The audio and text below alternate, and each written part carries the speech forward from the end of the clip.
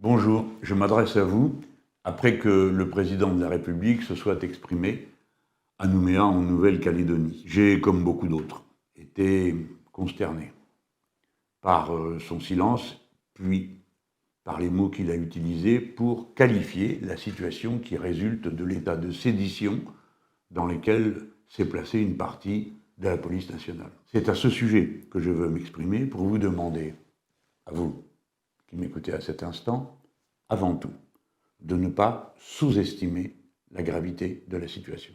Elle a les apparences d'une protestation corporative contre une décision qui ne convient pas à ceux qui en font l'objet et au corps professionnel qui se sent concerné. Mais ce qui compte dans cette affaire, ce n'est pas le droit normal, légitime, dans une démocratie, de donner son avis sur tous les sujets, y compris sur les décisions de justice. C'est que pour que la démocratie et la République fonctionnent, il faut qu'à un certain nombre de points sensibles, l'équilibre soit respecté, le cadre soit absolument clair et respecté. Le cadre, c'est que la police est un ensemble de fonctionnaires à qui l'État a délégué un certain nombre de missions d'autorité.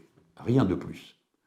La justice, par contre, est une autorité dans l'État. Et par conséquent, de cela, il résulte, pour au moins 3 composantes, un devoir de réserve.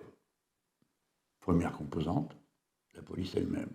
La police ne peut pas donner son avis sur la justice et encore moins faire pression sur elle. Deuxièmement, le président de la République, qui est le garant de l'indépendance de la justice, se doit d'intervenir pour la protéger quand elle est mise en cause, et c'est le cas aujourd'hui. Des exemples de cette nature où la loi, en définitive, organise des limites à la liberté, et les limites qu'il organise sont les conditions de la liberté elle-même. Autrement dit, la liberté ne vaut que par les conditions qu'il organise. Si on admet que certains corps de l'État puissent aller contre les autres, alors les corporations, entre elles, pourraient être comme ça abandonnées à je ne sais quelle compétition, les uns contre les autres. Il ne peut pas être question de ça. Même si on a des raisons, ici, là, sur tel ou tel cas, de ne pas être satisfait d'une décision de justice, on a le droit de le dire, ce droit n'est pas étendu à certains dans le pays. Parce que sinon, il n'y a plus de justice ni d'ordre républicain possible.